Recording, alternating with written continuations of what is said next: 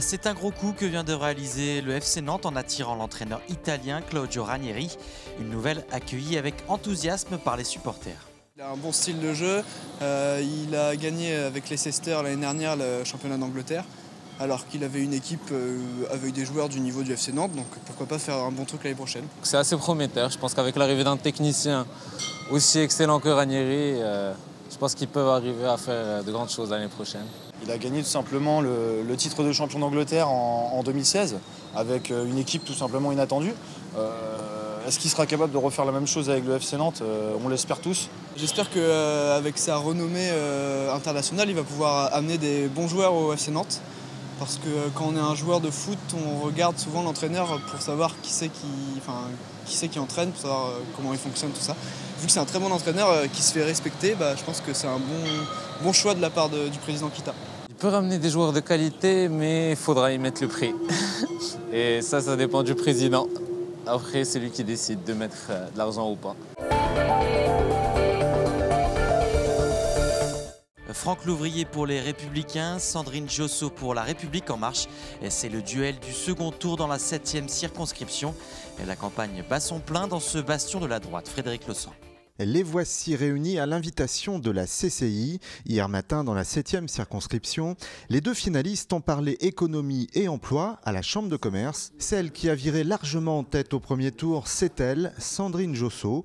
Dans ce fief de droite, la candidate En Marche a créé une énorme surprise. Peu expérimentée en politique, c'est une jeune élue. Depuis 2014, cette chef d'entreprise est conseillère municipale d'opposition à Herbignac. Avec son minibus, elle évoque ses thèmes de campagne tout en surfant sur l'effet Macron. La circonscription est riche, donc riche par son activité économique, riche par son tourisme, riche aussi par ses citoyens, par ses associations. Et donc je soutiendrai vraiment tout cela. De son côté, le candidat LR-UDI est à l'offensive. Franck Louvrier veut rattraper ses 22 points de retard. L'ancien conseiller en communication de Nicolas Sarkozy égratigne son adversaire qui décline pour l'instant les débats contradictoires. Il motive ses troupes et il mise sur son implantation et sur sa connaissance des dossiers locaux. Je pense notamment à l'aéroport. C'est une structure indispensable pour notre territoire. À la fois, c'est une nécessité environnementale, mais aussi une nécessité économique.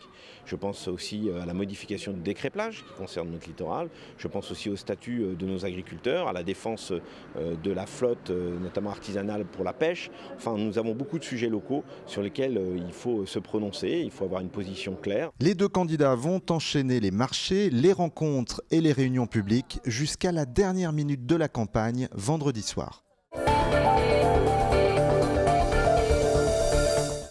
La mairie de Nantes lance un plan pour soutenir financièrement les associations spécialistes des chats errants. Il faut dire que leur prolifération gêne de plus en plus dans les jardins familiaux. Préserver la quiétude des jardins familiaux, voilà tout l'enjeu de l'accord conclu entre la mairie de Nantes et deux associations de la ville.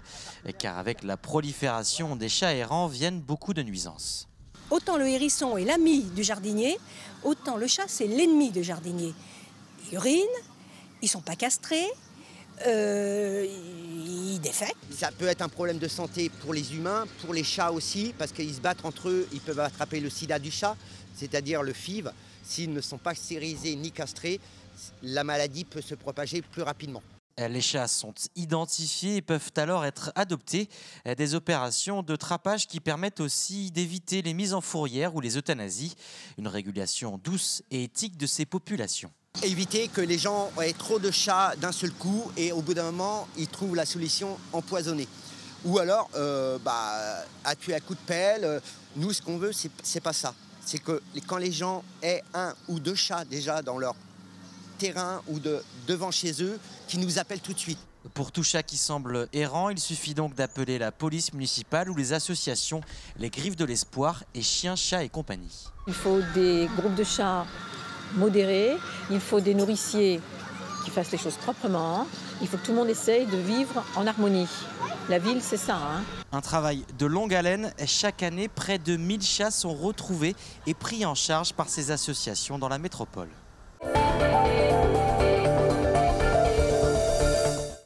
Les Journées nationales de l'archéologie débutent ce vendredi et l'occasion de découvrir les secrets du site antique à Guérande. Une nécropole de l'âge du fer qui se caractérise derrière nous par des cercles à l'intérieur desquels se trouvaient des caveaux. Puis nous avons également mis au jour des ateliers de saunier, c'est-à-dire de bouilleurs de sel, qui est une technique particulièrement développée à l'âge du fer par les Gaulois et qui leur a permis d'ailleurs de développer tout un système de commerce, hein, comme nous le montre la céramique que nous avons trouvée ici. Et puis la troisième grande découverte réside dans la découverte d'ateliers de potiers, c'est-à-dire la fabrication de céramique à partir d'argiles locales aussi, qui ont permis de compléter l'ensemble de nos données.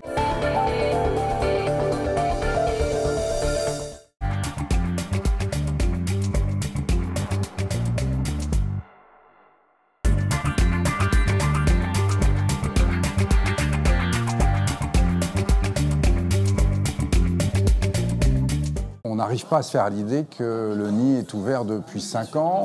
La première date, c'était le 14 juin 2012. On a eu 6 mois pour construire le chantier et ça fait déjà 5 ans qu'on est ici. On est ravis du succès de cet endroit puisque depuis 5 ans, c'est 1 800 000 visiteurs qui sont passés nous voir, aussi bien des Nantais massivement que des touristes qui viennent de l'étranger. On voit toutes les nationalités ici, des Chinois aux Espagnols, en passant par les Allemands, les Anglais ou les Américains.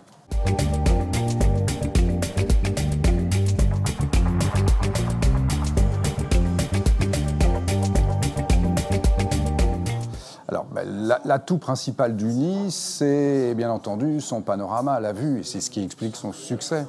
Les Nantais tournaient le dos à la Tour Bretagne depuis 1976, l'année de sa construction, et à partir du moment où le nid a été ouvert, ils ont pu profiter du principal atout de cette tour, c'est-à-dire sa vue. Donc ils se sont précipités.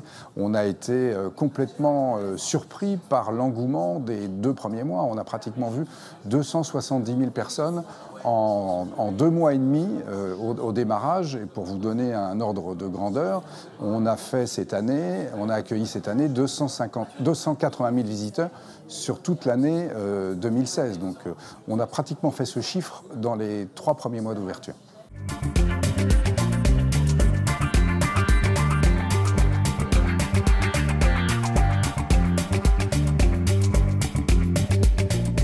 Alors, on a, je pense, 2 marques de fabrique. La première, c'est qu'on s'adresse à tous les publics, aussi bien des publics familiaux que des publics, on va dire, hyper branchés.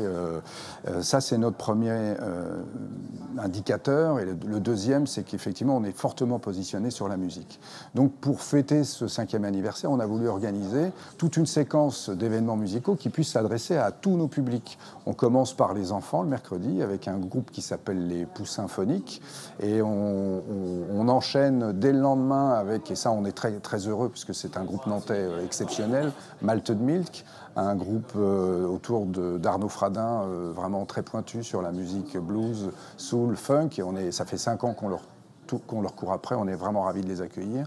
Et puis le vendredi, on fait ce qui nous caractérise aussi, une soirée musique électro avec un DJ de Manchester, mais qui joue depuis quelques années à Paris, qui s'appelle Nick Five.